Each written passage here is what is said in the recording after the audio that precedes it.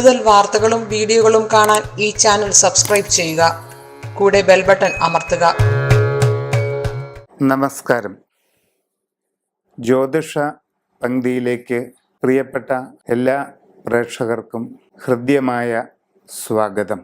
അശ്വതി മുതൽ രേവതി വരെയുള്ള 27 നാളുകാരുടെ പൊതുവായ ചില സ്വഭാവങ്ങളും അവരുടെ ഇപ്പോഴുള്ള സമയങ്ങളുമാണ് നാം ഇന്ന് പറയുന്നത്. പുണർതം നാളുകാർ ഇവർ വളരെ ശാന്തശീലരും വിഷാദശീലരും കൂടിയാണ്. തങ്ങളുടെ മനസ്സിൻ്റെ താല്പര്യങ്ങളും ഉദ്ദേശ ലക്ഷ്യങ്ങളും ഒന്നും പലപ്പോഴും പൂർണ്ണമായി തുറന്നു പറയാൻ പറ്റാത്തവരാണ് പുണർതം നാളുകാർ.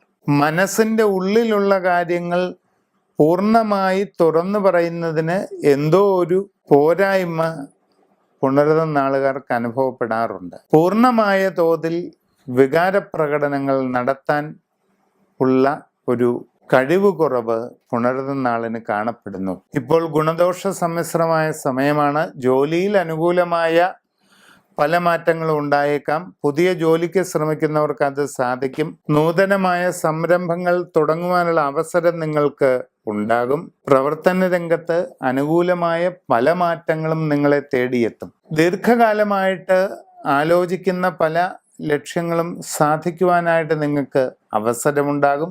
സാമ്പത്തിക കാര്യങ്ങൾ കൂടുതലായി ശ്രദ്ധിക്കുക. ഇടപാടുകളിൽ വളരെ സൂക്ഷിച്ചു മാത്രം ഇടപെടുക. ധനവിനിയോഗം വളരെ ജാഗ്രത പാലിക്കണം. അവിചാരിതമായ നഷ്ടങ്ങൾക്കും കാര്യപരാജയങ്ങൾക്കും ഒക്കെ ഒരു സാധ്യതയുണ്ട്.